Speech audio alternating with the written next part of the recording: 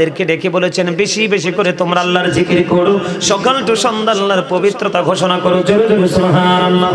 হুজুর কেমন করে জিকির করব? ফাযকুরুল্লাহ কিয়ামান, দাঁড়িয়ে দাঁড়িয়ে জিকির করো, কুউদান বসে বসে জিকির করো, আলা সুনুবিকুম শুয়ে শুয়ে জিকির করো, বসে করো দাঁড়িয়ে করো যেভাবে করো শুয়ে শুয়ে করো, জিকির করতে হবে। কারণ জিকির বন্ধ করা যাবে না, জিকির করা ফরজ। এটা জিকিরের জলসা কিনা? এখানে উলামায়ে কেরাম আসবে কিনা? বড় বড় জবান আমার উস্তাদ আমার পাশে এসে বসেছেন, ওনার পদধূলি লেগেছে। হক্কানি কোন আলেমের সাথে যদি বন্ধু তোমরা প্রেম করতে পারো তাহলে তোমাদের জীবন কি হয়ে যাবে? ধন্য হয়ে যাবে, লাইফ স্টাইল তোমার চেঞ্জ হয়ে যাবে। এখানে দুই ধরনের নিয়ামত। কোন এলাকায় যদি কোন হক্কানি আলেমের কদম লাগে, ওই আলেমের কদমের ছোঁয়ায় আল্লাহ রাব্বুল আলামিন ওই এলাকাবাসীর গ্রামবাসীর কবর আযাব কমপক্ষে 40 দিন পর্যন্ত বন্ধ রাখে। হুজুর ঠিক কিনা? তাইলে উনি আমার উস্তাদ, উনি সিনিয়র মানুষ, আপনারা সবাই জানেন, আমাদের ফকিরবাজার আলিয়া মাদ্রাসার সিনিয়র শিক্ষক, ঠিক কিনা বলেন? ওনার মর্যাদা আছে না নাই? ওনার দাম। আজকে আমি অনেক খুশি হয়েছি, আমার দুইজন টিচার পেয়েছি এখানে এসে।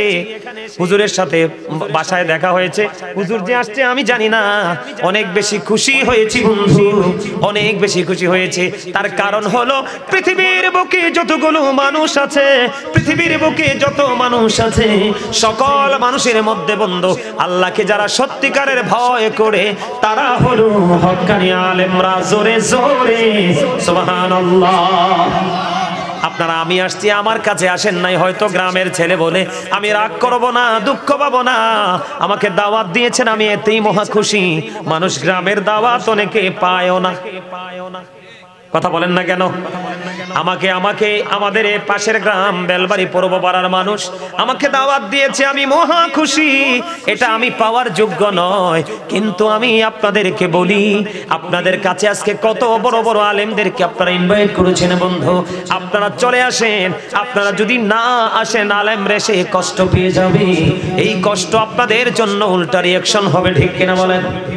কারণ আলেমদের মর্যাদা কেন এত বেশি? আমার আল্লাহ বলেছেন ইন্নামা ইয়াখশাল্লাহা মিন ইবাদিহিল উলামা। এই পৃথিবীর বুকে যতগুলো মানুষ আছে আপনারা সবাই আমার দিকে খেয়াল করেন।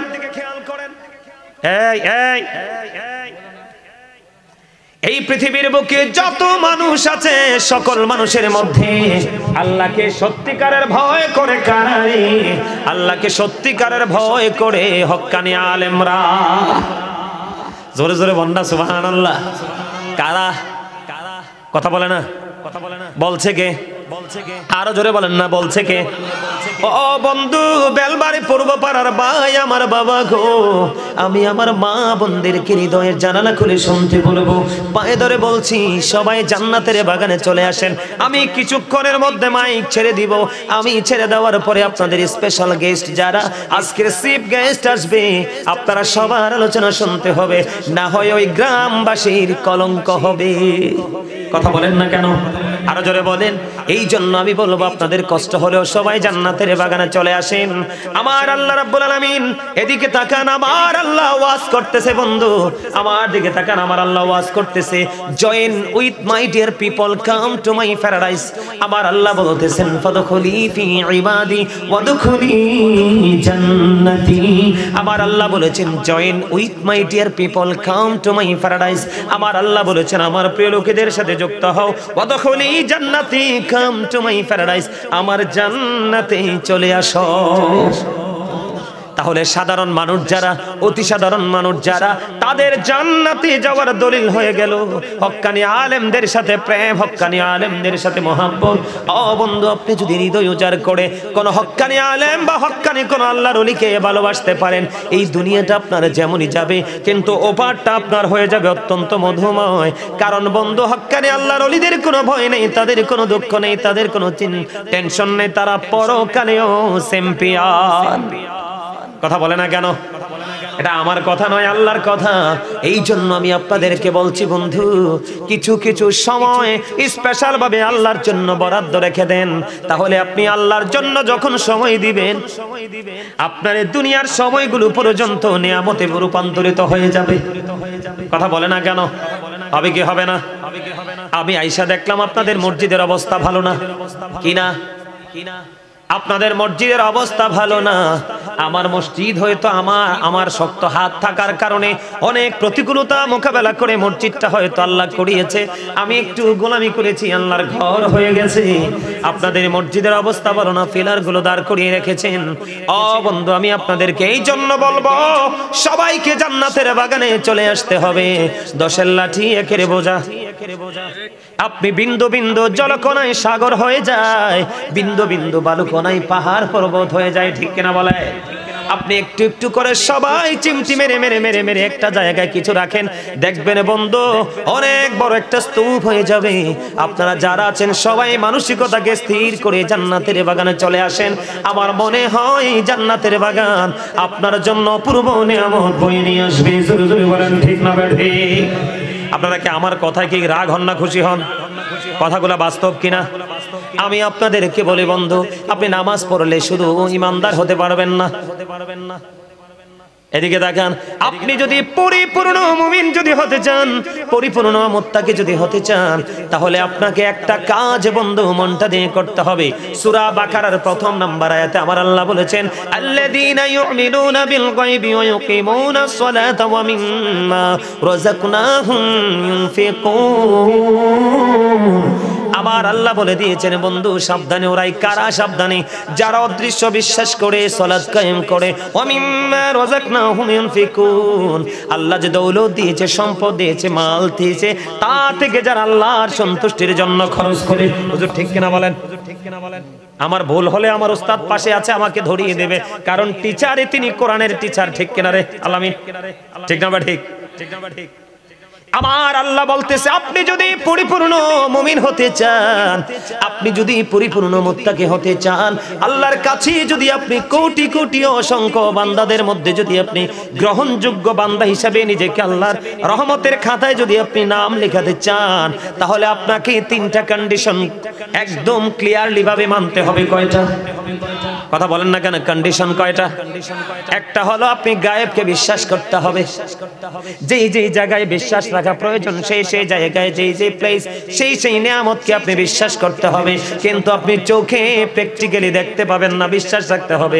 এটা রাখার পরে যথা নিয়মে আপনাকে সালাত কায়েম করতে হবে।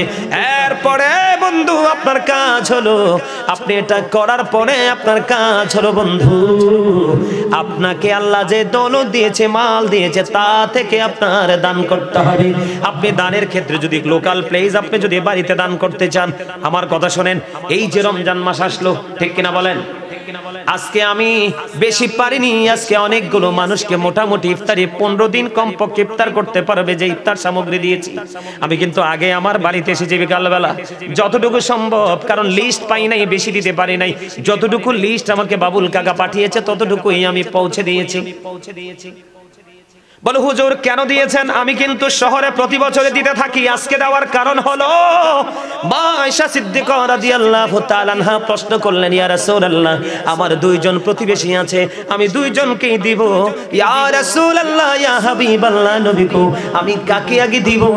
আমার রাসূল বললেন, যার ঘরটা তোমার ঘরের খুব কাছে তাকে আগে তুমি দাও, তাহলে নিজের কাছের মানুষ আগে পাও না, পরে দূরের মানুষ। আপনারা কি হাসতে পারেন না? আল্লাহ রাসূল আমাদেরকে সুস্থ থাকার জন্য যে অপশনগুলো দিয়েছে, এর মধ্যে একটা অপশন হলো হাসি। আপনি সুস্থ থাকার জন্য যে অপশনগুলো রাসূল দিয়েছে, এর মধ্যে একটা অপশন কি? হাসি। হাসি খুশি জীবন মানুষকে ফ্রি রাখে, সাফার করা থেকে মানুষকে দূরে রাখে, মানুষের মোড থাকে নরমাল। তবে অনেক বেশি হাসা যাবে না, অনেক বেশি হাসতে দিল মরে যাবে। এজন্য হাসির সময় মাঝে মাঝে হাসতে হবে, গোমরা থাকা যাবে না। গোমরা থাকলে কিন্তু হার্টে প্রেসার আসবে। কথা কি বুঝতে পারেন আমার? তাহলে কাকে আগে দিতে হবে? আগে প্রতিবেশী খুব কাছে যে তাকে আগে দিতে হবে রে। মানুষকে দিলে খাওয়াইলে আমার আল্লাহ খুশি না বেজার? কথা বলেন না কেন? আমার দিকে তাকান, বন্ধু আমার দিকে তাকান, আমি কি বলি একটুখানি শুনে নেন। আগামী দিন অথবা গভীরভাবে চিন্তা করলে বুঝতে পারবেন এই নিয়ামতগুলো কত অপূর্ব। আমার রাসূলের কাছে একদিন মেহমান আসলো, আসার পরে তার খাবার লাগবে। নবীজির ঘরে খবর পাঠালেন, নবীজি খবর জানিয়ে দিলেন এই ঘরে কোনো খাবার নাই। ইয়া রাসূলুল্লাহ, ঘরে পানি ছাড়া আর কিছু নাই গো রাসূল, পানি ছাড়া আর কিছু নাই। ও বন্ধু, আরেকটা ঘরে খবর পাঠালেন, ওখান থেকেও খবর আসলো, ইয়া রাসূলুল্লাহ, ইয়া হাবিবাল্লাহ, নবী গো, ও প্রাণের নবী, ঘরে পানি ছাড়া কোনো কিছু নাই গো রাসূল। পরে আমার রাসূল সাহাবায়ে কেরামদেরকে উপস্থিত প্রশ্ন করলেন, এই যে মেহমান আসলো আজকে রাতের জন্য, এই মেহমানের দায়িত্বটা তোমরা কে নিবে? একজন আনসারী সাহাবী দাঁড়িয়ে গেলেন, ইয়া রাসূলুল্লাহ, ইয়া হাবিবাল্লাহ, নবী গো, আমি দায়িত্বটা নিয়ে নিলাম গো ইয়া রাসূলুল্লাহ। এবার এই মেহমানের দায়িত্ব নিয়ে আনসারী সাহাবী বাড়ির দিকে রওনা হলো। বাড়িতে চলে গেলেন, যাওয়ার পরে বিবিকে প্রশ্ন করলেন, বিবি রে, ঘরে কোনো খাবার আসেনি? এবার বিবি উত্তর দিলেন, ইয়া রাসূল, বিবি আবার উত্তর দিলেন, স্বামী স্বামী গো, আমার ঘরে ছোট্ট একটা বাচ্চা আছে গো, এই বাচ্চার খাবার ছাড়া আর কোনো খাবার আমার কাছে নাই। এবার স্বামী বললেন, ওগো বিবি, এবার তুমি কাজ করো, সন্ধ্যা যখন হবে তুমি প্রদীপ নিভিয়ে দিয়ে বাচ্চাটাকে কৌশল করে ঘুম পাড়াইয়া দিও, এই খাবারটা আজকের জন্য রেখে দিও, কারণ আমি আমার রাসূলের কাছ থেকে মেহমান নিয়ে আসছি, তাকে আজকে আপ্যায়ন করতে হবে, খাওয়াতে হবে। এই কথা বলার পরে এবার বিবি স্বামী যেমন বললেন বিবিও তেমন কাজ করলেন। করতে করতে করতে করতে বন্ধু এবার কি হয়ে গেল, খাবার খাইলো, তারা রাত্র অতিক্রম করলো। সকাল যখন হলো, এবার ধীরে ধীরে ওই আনসারী সাহাবী যখন রওনা দিল, আমার নবীজি তাকে দেখে দেখে মুস্কি হাসে রে, জোরে জোরে বলুন সুবহানাল্লাহ। আমার রাসূল তাকে দেখে হাসে, আমার রাসূল তাকে দেখে মিষ্টি মিষ্টি করে হাসে, ইয়া রাসূলুল্লাহ, ইয়া হাবিবাল্লাহ, নবী গো, আপনার চেহারার মধ্যে অত্যন্ত মিষ্টি হাসি দেখা যায়, নবী গো, তার কারণ কি? আমার নবীজি বললেন, তুমি গত রাত্রে মেহমানের সাথে যেই ব্যবহার করেছো, এই ব্যবহার আমার আল্লাহর কাছে পছন্দ হয়েছে, আমার আল্লাহ খুশি হয়েছে, এই খবর আমি পেয়ে গেছি, সেই জন্য তোমাকে দেখে হেসেছি। মানুষকে আদর করলে, খাওয়াইলে, দান করলে লাভ না লস? আপনি যদি সওয়াবের নিয়তে নিজের সন্তানকে, নিজের বিবিকে, নিজের ফ্যামিলি মেম্বার যারা আছে, সওয়াবের নিয়তে যদি আপনি তাদের পিছনে একটা পয়সা পর্যন্ত খরচ করেন, আমার রাসূল বলেছেন, তুমি যদি নিয়ত করো যে এখান থেকে তুমি কি করবে, বেনিফিশিয়ারি হবে, এখান থেকে তুমি বেনিফিট নেবে, এখান থেকে তুমি সওয়াব নেবে, এই রকম চিন্তা যদি তুমি করে, তোমার আপন স্বজনকে যদি তুমি খাওয়াতে পারো, ফ্যামিলির সদস্য ইভেন বাচ্চাদেরকেও তুমি খাওয়াও, তোমার প্রত্যেকটা পয়সার বিনিময়ে তোমার আমল নামায় দেওয়া হবে সদকার সওয়াব। জোরে জোরে বলেন না সুবহানাল্লাহ। তাহলে লাভ না লস? খবর কি মজার না সাজার? আরো জোরে বলেন না। এই শিক্ষা থেকে আমরা কেন দূরে? বাড়ি যখন ধরি আমরা হুট করে ফেলি, কিন্তু মসজিদ যখন ধরে রে বছরের পর বছর গড়াগড়ি দেয়। কথা বলেন না কেন? মাদ্রাসা, মসজিদ, ও বন্ধু, তোমার কাল কিয়ামতের দিন তোমার ইমাম সাহেবের সাক্ষী হয়তো বা তোমার জন্য বড় ওসিলা হয়ে জান্নাতের দলিল হয়ে যাবে। তুমি তোমার ইমাম সাহেবকে খাওয়াতে পারো না, তুমি তোমার ইমাম সাহেবের হাদিয়াটা তুমি দিতে পারো না, তাহলে তুমি কি করলে? তুমি কি মনে করেছো তুমি নিজের আধিপত্য বিস্তার করে জীবন যাপন করার জন্য এসেছো? না না না, তোমাকে আল্লাহ কন্ডিশন দিয়েছে, এই কন্ডিশনের মধ্যে থেকে তোমাকে জীবন যাপন করতে হবে, তাহলে দুনিয়া এবং আখিরাত দুটোই হবে তোমার জন্য নিয়ামত। ঠিক কিনা বলেন? আরো জোরে। আমার কথাকে বুঝতে আপনাদের অসুবিধা হয়? অসুবিধা হয়? কথাগুলো খারাপ লাগে? আরো জোরে বলেন। এই দান করার দরকার আছে না নাই? দান, সবচেয়ে উত্তম দান হলো বন্ধু আল্লাহর ঘর বাইতুল্লাহতে দান করা।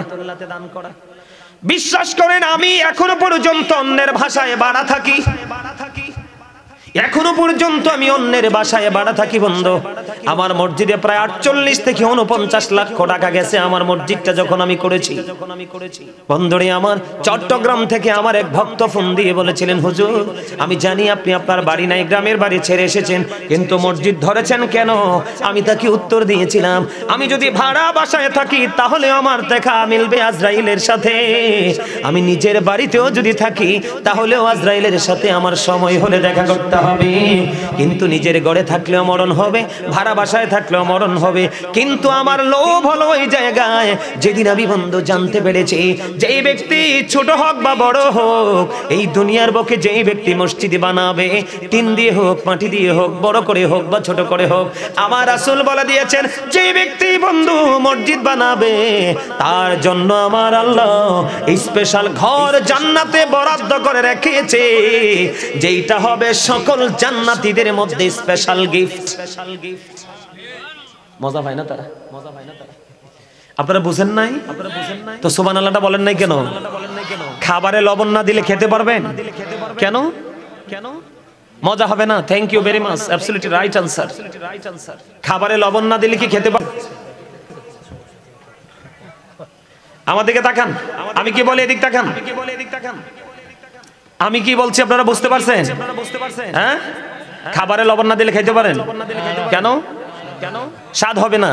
বন্ধু তোমরা হৃদয় খুলে শোনো, আজকের মাহফিল কিন্তু বুদ্ধিমান মানুষদের জন্য।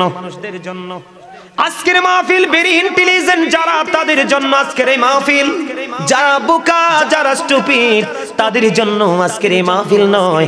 কারণ বোকা মানুষের বন্ধু কিছুই তাদের কিনে বলার নেই। এই মাহফিল গুলোতে আসবে বুদ্ধিমান মানুষ যারা, মসজিদে আজান দিলে চলে যাবে বুদ্ধিমান মানুষ যারা, কিন্তু স্টুপিড বোকা মার্কা মানুষ আসবে না। তার কারণে এখানে শিক্ষা হলো বুদ্ধিমানদের জন্য। হুজুর ঠিক কিনা বলেন? এখানে যারা সেন্সিবিলিটি সম্পূর্ণ পারসন তাদের জন্য হলো এই জান্নাতের বাগান। ও বন্ধু, অন্যরা এখান থেকে কিছুই নিতে পারবে না। এই জন্য আমি আপনাদেরকে বলি, খাবারে লবণ না দিলে যেমনি খাবার মজা হয় না, মজা না হইলে যেমনি খাবার খাওয়া যায় না, ঠিক তেমনি ভাবে আপনি যদি আল্লাহ এবং আল্লাহর হাবিবের প্রেমিক যদি হতে না পারেন, তাহলে আপনার কাছে কোনোদিন আমল মজা লাগবে না। আপনার কাছে যদি আমল মজা না লাগে, হাজার চেষ্টা করেও আপনাকে আমি জোর করে আমলে ঢুকাইতে পারবো না। আপনাকে স্বাদ বুঝতে হবে, আর স্বাদ বুঝতে হলে আপনার জীবনে লাগবে কি? প্রেম। কথা বলে না কেন? প্রেমটা কেমন আমি বুঝাবো না, একটু বুঝাবো, তাই আপনারা বুঝতে পারেন কিনা? প্রেম থাকলে যেটা হয় আমি বলবো কিনা? নবী নবী বলে হায়, কেঁদে কেঁদে দিন যায়, পাইনি দিদার ধমে, লাখো সালাম কদমি নবী, লাখো সালাম কদমি। নবী নবী বলে হায়, কেঁদে কেঁদে দিন যায়, পাইনি দিদার ধমে, লাখো সালাম কদমি নবী, লাখো সালাম কদমি। সোনার মদিনায় লোকে আছো গো, দেখতে না পাই নয়নে গো, দেখতে না পাই নয়নে, দয়ারি নজরে যাও, গোলামের দেখা দাও, দয়ারি নজরে যাও, গোলামের দেখা দাও, ধন্য করো জনমে, লাখো সালাম কদমি নবী, লাখো সালাম কদমি। হুজুর আমি কিন্তু তার প্রেমের পরীক্ষা করছি, বুঝছেন নি? লাখো সালাম কদমি, এটার সাথে সুর মিলাইতে পারেন না আপনারা? হাসান ইবনে সাবেত মসজিদে নববীর মিম্বরে দাঁড়িয়ে দাঁড়িয়ে এভাবে নবীজি শান গেয়েছিলেন, আর আমার রাসূল খুশি হয়ে আল্লাহকে ডেকে বলেছিলেন, আল্লাহ হাসান ইবনে সাবেতকে রুহুল কুদ্দুসের মাধ্যমে সাহায্য কর। শান্ত শুধু আমরা গাজী সুলাইমান গায় না, এই দেশের শায়েররা গায় না, শান্ত ওই সাহাবাই কেরামের জামানা থেকে আসছে। সুবহানাল্লাহ বলেন না কেন? আরো জোরে বলেন না? আমার লেখা, আমার সুর, আমি কিন্তু অনেক গজল লিখেছি, অনেক গজল। এই নভেম্বরে আমার লেখা কিতাব প্রকাশ হওয়ার কথা ছিল, যেই কোনো মিস্টেক ব্যস্ততার কারণে পারি নাই। হয়তো আগামী সৃজন আসার আগে আমার প্রথম লেখা সবকিছু কমপ্লিট। তা আমি কিন্তু অনেক লিখেছি। আমার লেখা একটা গজল শোনাবো, শুনবেন? পারলে আপনারা সুর দিবেন, রাজি আছেন? আমার লেখা আমার সুর গাইবো, আপনারা সবাইকে সুর দিতে হবে, রাজি আছেন? ওগো নবীজি কেমন করে বলি তোমায় দেখি, ওগো নবীজি কেমন করে বলি তোমায় দেখি, আছো তুমি ওই মদিনায়, আছো তুমি ওই মদিনায়, সঙ্গে নিয়ে দুই প্রেমিক সাথী। কেমন করে বলো তোমায় দেখি, বলেন ওগো নবীজি, কেমন করে বলো তোমায় দেখি। দেখার আশা আমার মনে পুষে রেখেছি যতন করে, বলেন দেখার আশা আমার মনে পুষে রেখেছি আপন করে। পাই যদি গো নবী তোমার দিদার, পাই যদি গো নবী তোমার দিদার, শীতল হবে মোর দুটি আঁখি। কেমন করে বলো তোমায় দেখি, বলেন ওগো নবীজি, কেমন করে বলো তোমায় দেখি। মারহাবা, আর যারা বলেন মারহাবা। আমি কিন্তু সময়ের বেশি দিতে পারবো না কাকা, 9টার উপরে বেজে গেছে। আমি 9টা ছেড়ে দেওয়ার কথা ছিল, কিন্তু মানুষ এসে নাই, এই জন্য আমি আরেকটু ইয়ে করছি। আলহামদুলিল্লাহ বলেন, আরো জোরে, আরো মহাব্বতে। ওমা আলহামদুলিল্লাহ বলবেন না? আরে আপনাকে আল্লাহ এত সুন্দর করে বানাইছে, আপনি তো নিজের পরিচয় নিজে জানেন না, এই জন্য আলহামদুলিল্লাহ বলতে পারেন না। আল্লাহ রাব্বুল আলামিন কোরআন শরীফের 30 পারা সূরা 3 এর মধ্যে আল্লাহ বলেছেন, লাকাদ খালাকনাল ইনসানা ফি ইহসানি তাকওয়িম। আল্লাহ রাব্বুল আলামিন আপনার আমার কাছে পৃথিবী সুন্দর, আল্লাহ ডেকে ডেকে বলে বান্দা আমার কাছে সবচেয়ে সুন্দর তোমরা। তার মানে আল্লাহ রাব্বুল আলামিন আসমান, জমিন, চন্দ্র, সূর্য সকল সৃষ্টির মধ্যে অপূর্ব সুন্দর করে আপনাকে আমাকে সৃষ্টি করেছে। হুজুর ঠিক কিনা বলেন? হুজুর ঠিক কিনা বলেন?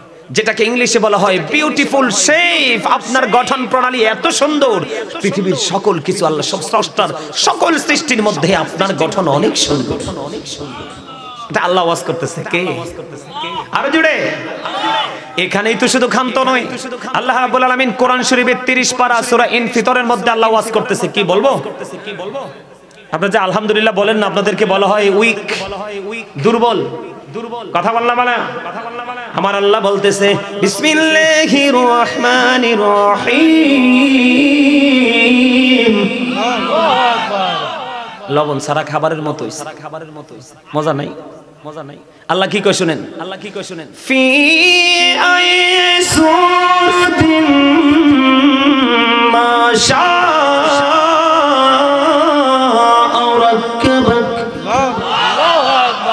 এতক্ষণ আল্লাহ মাত্র 25% আসছে, এটা 100% হইতই। আমি চলে গেলেও হোক রে হইতই। আল্লাহ রাব্বুল আলামিন কি বলতেছে জানেন? আল্লাহ আপনাকে, আমাকে, মানুষকে আল্লাহর ইচ্ছে মতো করে বানাইছে। আল্লাহ ক্রিয়েটেড দ্য মাইন্ড, আল্লাহর মন মতো করে আপনাকে আমাকে বানিয়েছে। আল্লাহ রাব্বুল আলামিন আপনাকে আমাকে আল্লাহর মন মতো করে বানিয়ে আল্লাহ রাব্বুল আলামিন আপনাকে আমাকে সুন্দর রাখার জন্য আল্লাহ একটা রাস্তা ওপেনিং করে দিয়েছে, সেটার নাম হলো ইন্নাদ দীনা ইনদাল্লাহিল ইসলাম। আপনাকে আমাকে পরিপূর্ণ রাখার জন্য কি করেছেন আল্লাহ রাব্বুল আলামিন? সুন্দর একটা রাস্তা করে দিয়েছেন। আর এই সুন্দর রাস্তাটাতে আপনি চলতে পারলে কি হবে? Islam is not only a religion but also complete code of life. পরিপূর্ণ এবং পূর্ণাঙ্গ জীবন ব্যবস্থা ইসলামটার মধ্যেই আছে। এখন আমরা সেই পথে নাই বলেই কিন্তু আজকে আমাদের এই অবস্থা, ঠিক কিনা বলেন? আমরা এই অবস্থায় না, এই পথে হাঁটি না বলে আজকে আমাদের অবস্থা খুব খারাপ, ঠিক কিনা বলেন? আপনারা কি মনে করছেন? পৃথিবীতে যদি কেউ জান্নাতের ঘর বানায়, আল্লাহর ঘর, জান্নাত, মসজিদ বানায়, কি বানায়? কি বানায়? তাহলে তার জন্য জান্নাতে স্পেশাল ঘর বরাদ্দ, এটা রাসূল বলেছে, হাদিস শরীফের মধ্যে এসেছে। তাহলে এই নিয়ামত কি হাতছাড়া করা যায়? আরো জোরে বলেন, যায়? এই নিয়ামত হাতছাড়া করা যায় না, না। দেখবেন আমরা নিজের ছেলের ক্ষেত্রে, মেয়ের ক্ষেত্রে, সন্তানের ক্ষেত্রে আমরা কত রকমের কত কিছু করি না? নিজের জীবনকে পর্যন্ত বাজি রাখি কিনা? আপনার গত কয়েকদিন আগে, গত পরশুদিন আমি টিভিতে একটা খবর দেখলাম। খবরটা হলো এরকম যে আপনার খবরটা হলো এরকম, বাবা ছেলেকে ইটালি পাঠাইছে। দালাল বলছে যে সরাসরি ইতালিতে নিয়ে যাবে, কিন্তু ওকে ইতালি না নিয়ে ছোট্ট একটা যে কোনো লিবিয়া না কোন দেশে জানে নিয়ে পৌঁছাই দিছে। কি বলছে বুঝতে পারছেন? তো ওখানে যখন নিয়ে পৌঁছাই দিল, দেওয়ার পরে তাকে আটকে দিয়েছে। আটকে দেওয়ার পরে বাবার কাছে টাকা দাবি করছে, বাবার সর্বোচ্চটা দিয়ে সন্তানের জন্য টাকা বাজেট দিছে। কথা কি বুঝতে পারছেন? সর্বোচ্চটা দিয়ে বাজেট দিছে। এখন বাজেট যে দিল, এখন যে জিম্মি করছে ছেলেকে মেরেই ফেলবে। এখন কি করবে? পরে বাবা, আমি আপনাদেরকে বোঝানোর জন্য বলছি, বাবাকে বলছে তোমার ভিটাটা লিখে দাও। তার মানে আগে থেকে তার কৌশলী উদ্দেশ্য ছিল, কি করো ভিটাটা লিখে দাও। পরে সন্তানকে, কাকা উপরে চলে আসেন, তুমি ওইটাতে চলে যাও, কাকারে দিক দিয়ে দাও, কাকা আইসা বলেন। পরে দেখেন সন্তানকে বাঁচানোর জন্য নিজের ভিটাটা পর্যন্ত কি দিয়ে দিয়েছে, দালালকে দিয়ে দিয়েছে। তাইলে এটা বাবার পক্ষ থেকে কি অনেক বড় ত্যাগ না? কথা বলেন না, ত্যাগ কি না? ত্যাগ সন্তানের জন্য করছে। কিন্তু এই সন্তানই তো আপনার কাজে লাগবে না। কোরআন শরীফের 19 পারা সূরা শুআরাতে 88 নম্বর আয়াতে আল্লাহ বলছে। আব্দুল্লাহ ইবনে মাসউদ রাদিয়াল্লাহু তাআলা আনহু থেকে হাদিস কানা বর্ণিত, আমার নবী সাহাবায়ে কেরামদেরকে একদিন বললেন, তোমাদের মধ্যে এমন কি কেউ আছো যে নিজের সম্পদের চাইতে ওয়ারিসের সম্পদ বেশি পছন্দ করো? সাহাবায়ে কেরাম এবার উত্তর দিলেন, ইয়া রাসূলুল্লাহ, ইয়া হাবিবাল্লাহ, নবী গো, ও প্রাণের নবী, আমাদের মধ্যে এমন কেউ নাই গো যে নিজের সম্পদের চাইতে ওয়ারিসের সম্পদ বেশি পছন্দ করে।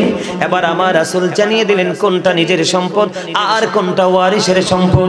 আমার রাসূল বললেন, ইন্তেকাল করার আগে আল্লাহর সন্তুষ্টির জন্য তোমরা যা দান করে যাও, এই সবগুলো হলো তোমার নিজের সম্পদ। কথা বুঝতে পারেননি? রাসূল বলতেছে, আপনি মসজিদে দেন, মাদ্রাসায় দেন, এতিমকে দেন, রাস্তায় দেন, জন উন্নয়নমূলক কাজে দেন, জনস্বার্থের জন্য দিয়ে দেন কুরবানি, উদ্দেশ্য থাকবে আল্লাহর সন্তুষ্টির জন্য। তবে সবচেয়ে উত্তম হলো আল্লাহর ঘর জান্নাতের বাগানে দেওয়া।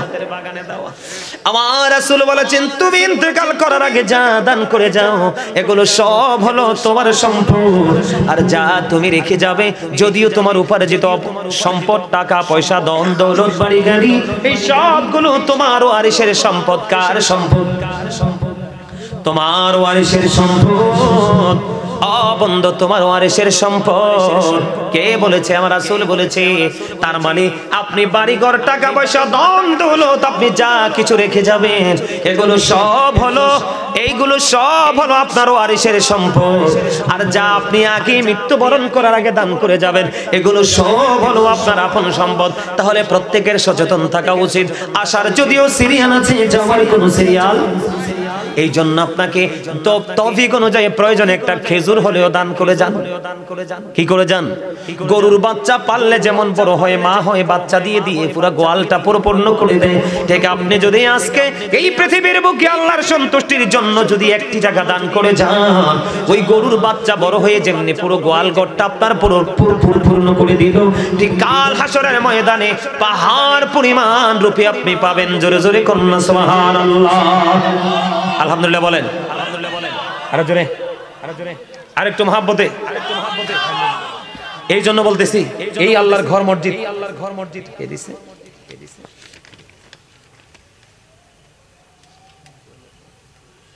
জুয়াল ভাই মালদ্বীপ প্রবাসী, একটি গজল গাওয়ার জন্য অনুরোধ করেছেন। গজল তো গাইছি, এটা কি জুয়েলা আমারে হাদিয়া দিছে?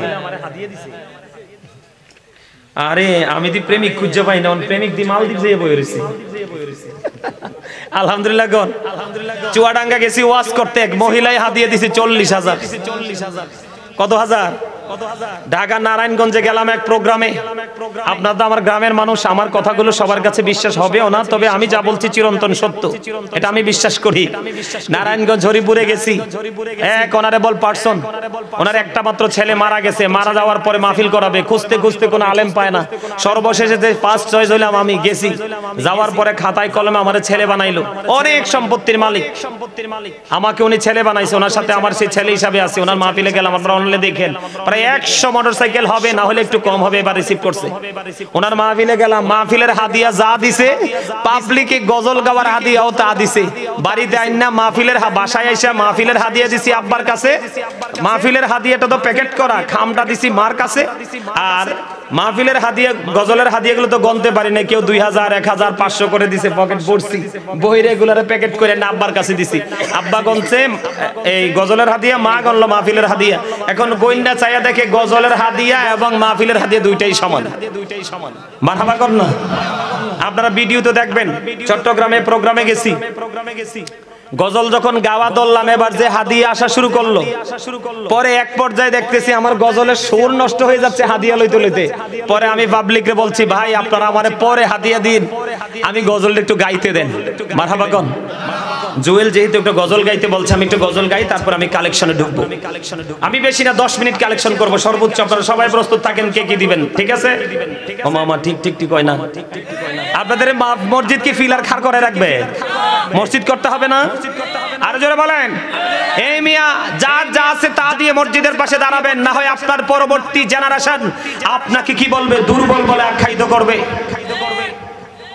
কলবে তারা আমাদের কিছু দিয়ে যায় নাই। জুয়েল যেহেতু শুনতে চাইছে, আমি আমার মাকে অনেক বেশি ভালোবাসি, তারপরে বাবাকে ভালোবাসি, এজন্য মায়ের সামনে একটা গজল গাইবো। শুনবেন? আরো জোরে। আমার মা নাই, আমার বাবা নাই, দয়াল রে দয়াল, আমার কি মা ডাকার সাদ নাই রে, আমার কি বাবা ডাকার সাদ নাই রে। ঘরে যাইয়া সবাই দেখে মা জননীর মুখ, বাবা যখন মাথায় হাত দে ভুলে যাই সব দুঃখ। আমার মা নাই, আমার বাবা নাই, দয়াল রে দয়াল, আমার কি মা ডাকার সাদ নাই রে। শয়নে স্বপ্নে শুধু মা